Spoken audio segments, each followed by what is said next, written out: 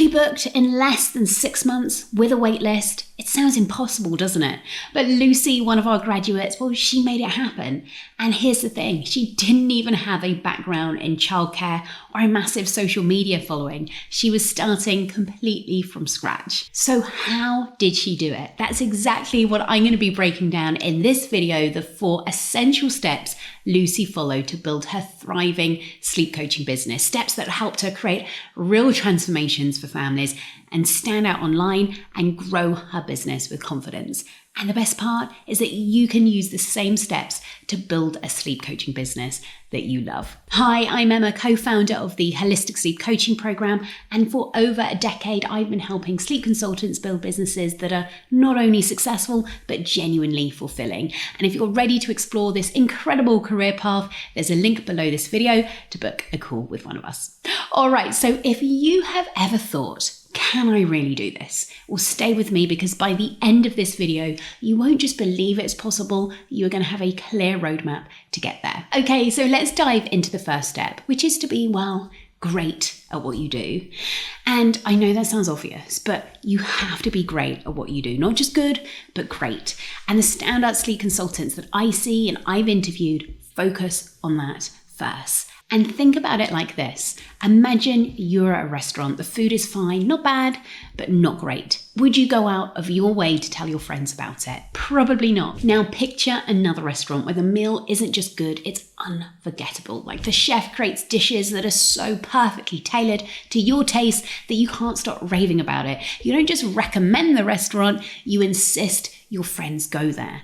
And that's what being great at what you do feels like for your clients. It's not just about solving sleep problems, it's about creating transformations that families will never forget. And as a holistic sleep coach, well, you bring a truly comprehensive approach to addressing sleep challenges. You understand that sleep isn't an isolated issue, it's connected to the entire family.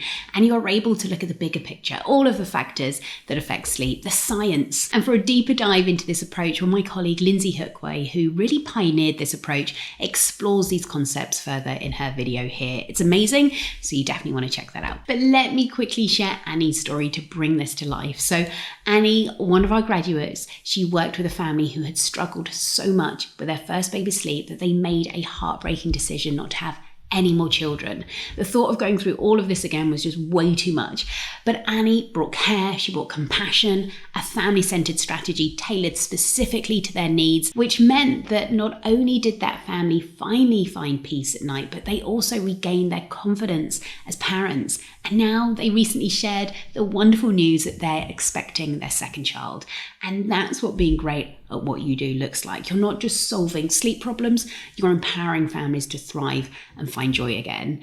And the amazing thing here is that you don't have to market harder. You're making such an impact that families do the marketing for you. And that's how to gain incredible momentum in your business. Okay, so step 2, let's talk about what happens once you've delivered incredible results, because you need to share these results and wins everywhere, big and small, all of them, because showcasing those wins and the transformations speak volumes about your expertise and the value that you bring. But here's the thing, how you share your results matter, because parents don't just want results, they want to feel understood. And when they see and hear stories from families just like theirs, it creates a bridge of trust. And they think, like, if it worked for them, maybe it can work for us too. And that is why testimonials and reviews aren't just nice to have, they're the most powerful marketing tool that you have. So I want to save you time and show you exactly how to collect and use them to build trust and grow your business. So the first thing is ask at the right time. Like, timing is everything. And the best time to ask for a testimonial is when your client is experiencing the relief of their results. And maybe their baby has just slept through the night for the first time, or they finally have a bedtime routine that doesn't end in tears. That's when they're most excited. And that's when their words will be the most genuine. And think about it. Would you rather hear a story full of emotion and joy, or a testimonial written weeks later when the magic has, well, faded a little bit? So the moments matter. So keep it simple and specific. And actually, clients often don't know where to start when sharing their story. So make it easy for them. Ask questions that guide them, like, what was the hardest moment or the biggest struggle that you faced before working with me? What's the one specific thing that's now easier and more joyful or stress-free in your life? And if someone was struggling with, specific pain point, what would you say to help them decide to get support? And these prompts help clients reflect on their journey, making their stories relatable and impactful. But here's the key. Don't just focus on where they are now. Ask about their lowest moment, the time when they felt most stuck or hopeless. Why? Because those are the details that resonate. And if you were wondering, well, why do these moments matter? Think about it. When you're scrolling online, what grabs your attention? It's not generic advice or polished ads. It's the stories that make you feel something. So let me give you an example. So imagine a parent says, I dreaded bedtime because it felt like a battle every night. We were so exhausted, we couldn't enjoy time as a family. Or I felt like I was failing as a parent because I didn't know how to help my baby. These aren't just words. They're emotions, they're raw, they're relatable, and they make other parents think, that's me, they've got me. And here's the key. It's not just about the struggle, it's about the transformation that makes the story stick. So when those same parents say, now bedtime is peaceful and actually I have time to relax, we finally feel like a family again, that's when trust is built. Why? Because moments paired with transformation creates a connection.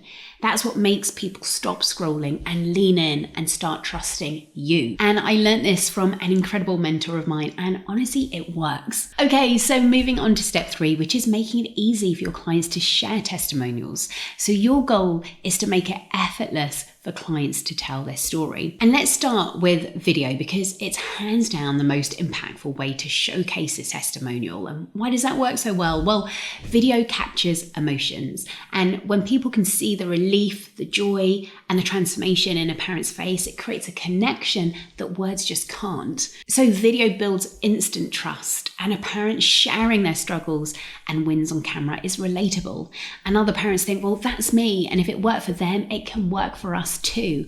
And the good news, of course, is that no one wants a scripted ad. They want something real. And that's why authenticity beats polish every single time. And this is why we love doing live case studies with our grads. It's unscripted, it's real, letting the emotion of the transformation shine through. That said, if the idea of going live fills you with dread, it's okay. Pre-record it, it doesn't matter. But what's amazing about video is that it allows potential clients to see and feel the true impact of your work. And I get it, you can easily collect testimonials by asking clients to record a short clip on their phone. And you can just keep it casual and authentic by sharing prompts like, what was your biggest struggle before we worked together? Or what's the biggest change you've noticed? And remind them it doesn't have to be perfect. It just needs to be real. And you can also share screenshots of wins. So a heartfelt DM or email or text message can be super powerful. And you can take that screenshot and share it. And obviously, if you need to get permission, well, you get permission. And then the other thing you can do is collect Google reviews, which are great for building trust, and they're a key driver of visibility online. So what I mean by that is when families search for your help, they're more likely to choose someone who has a glowing, authentic review. And in fact, I found out recently that businesses with 40 plus reviews see a 54% higher click-through rate in a local business search. And that's why Google reviews are so helpful.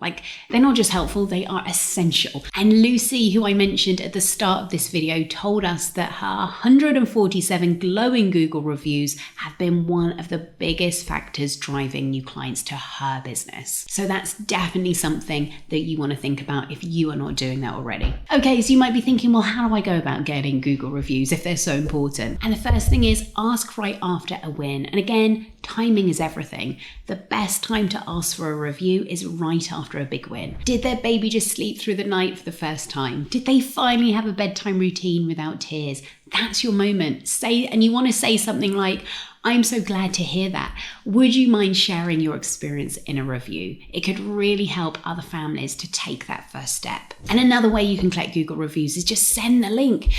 Don't make your clients hunt for your review page. Send them a link that takes them directly to where they can leave their review, and make it about helping others. Like, people love to feel like they're making a difference. So frame the request as a way to help other families who might be struggling just like them, and say something like, your story will give other parents the hope that they need. Something like that. Okay, next up, let's have a little look at sharing and repurposing those testimonials. So once you have a testimonial, don't just let it sit there collecting dust.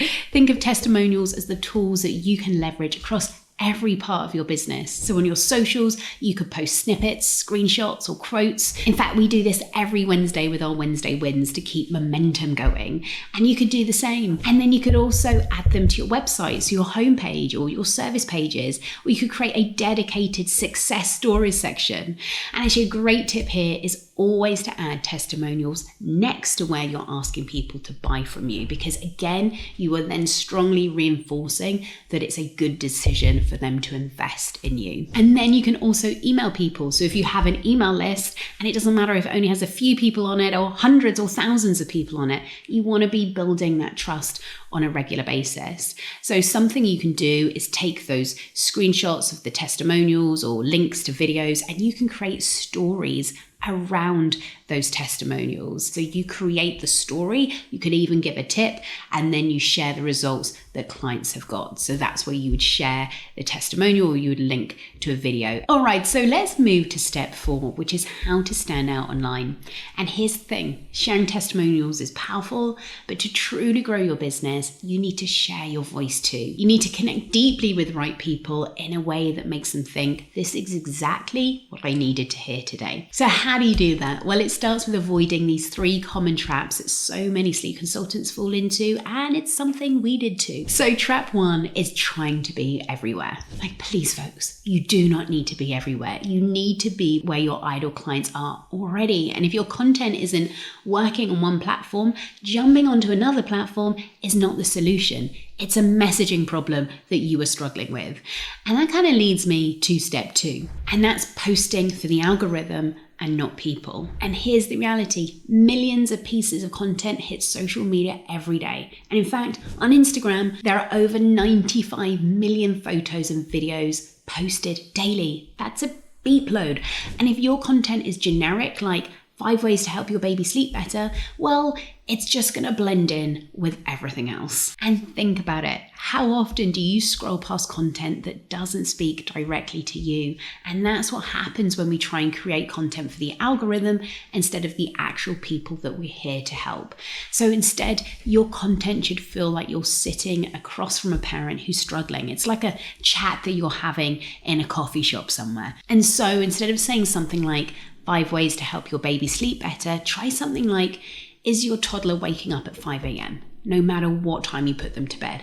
Here's what might be happening and how to fix it. So see the difference? One blends in and the other grabs attention because it speaks directly to a specific person and a specific problem. And that's what makes someone stop scrolling and actually listen. Okay, and then the third trap is thinking that you need to post all of the time. Like, you don't have to post every day to succeed. Consistency and quality beat volume every single time. And in fact, don't just take that from me. This is what Adam Masuri says on IG. He's the head of Instagram.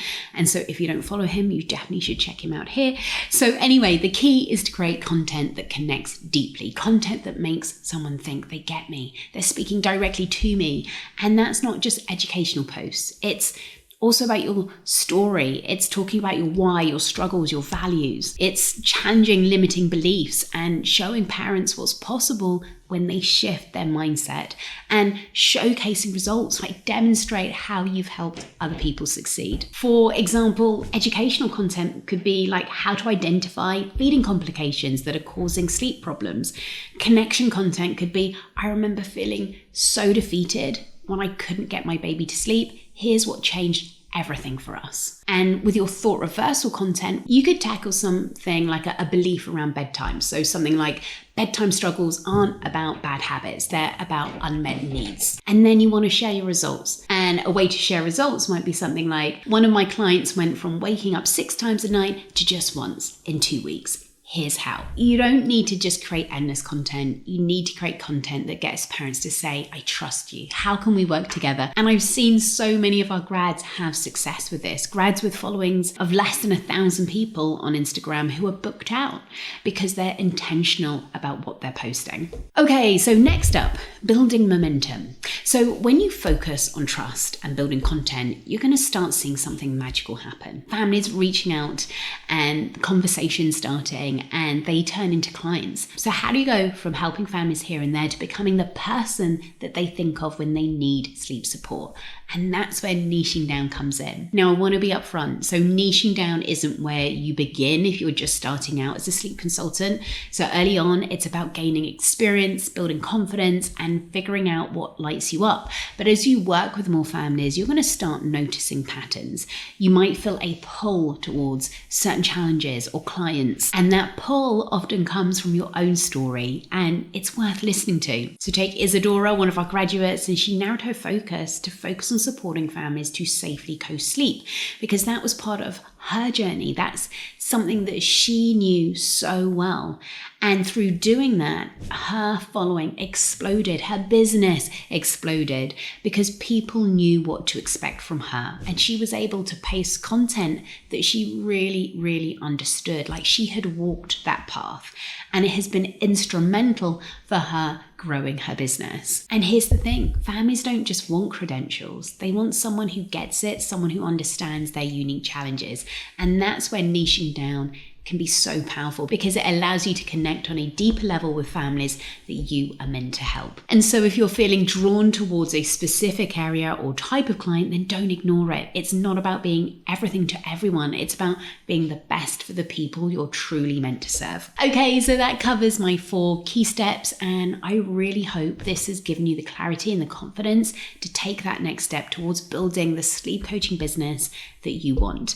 But before you go, let me ask you, which of these 4 steps feels like the best place for you to start? Let me know in the comments. I'd love to hear where you're at, what's resonating, and how I can support you as you move forward. And if you're ready to dive deeper and take your business to the next level, then let's connect. Click the link in the description to book a call with us, and let's map out where you are, where you want to go, and how you want to create a thriving and fulfilling business. And remember that those small intentional steps you take today are the foundation of something much bigger transformation in your business. All right, so thank you once again, and I'll see you next time.